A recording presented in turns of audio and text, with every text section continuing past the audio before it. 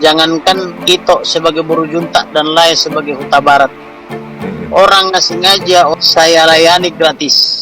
1 bulan lebih jadi kuasa hukum Brigadir J, ternyata Kamarudin Simanjuntak membantu sukarela tanpa dibayar. Kamarudin Simanjuntak, pengacara Brigadir J mengaku membantu jadi pengacara gratis. Kamarudin Simanjuntak bersama pengacara Brigadir J yang lain hingga kini masih terus menyelidiki kasus kematian Brigadir J.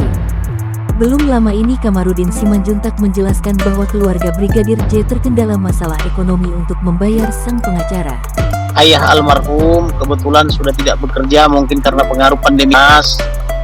Mereka hanya mengandalkan pendapatan istrinya yang buruh Simanjuntak, jadi guru di SD, dan mereka masih tinggal di lingkungan SD itu, mengontrak rumah.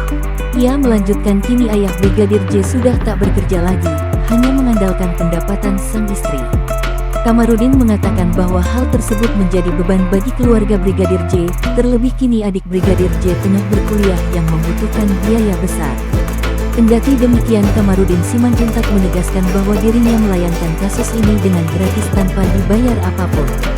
Diketahui jika Kamarudin secara berani mengungkap kejanggalan demi kejanggalan yang terjadi pada kematian Brigadir Yosua Huta Barat ini. Ia pun tak segan menyingkap bukti-bukti kuat terkait adanya dugaan pembunuhan hingga menghilangkan nyawa Brigadir J. Kamarudin Simanjuntak mengaku didatangi tim negosiator Mabes Polri. Bahkan, menurut Kamarudin Simanjuntak, tim negosiator itu menawarinya sejumlah imbalan. Tim negosiator itu, lanjut Kamarudin Simanjuntak, meminta dirinya untuk meredam kasus kematian Brigadir Yosua atau tidak memperpanjang lagi dan menerima begitu saja keterangan polisi. Kamarudin juga mengingatkan semua pihak untuk tidak mencoba merayunya menutupi kebenaran.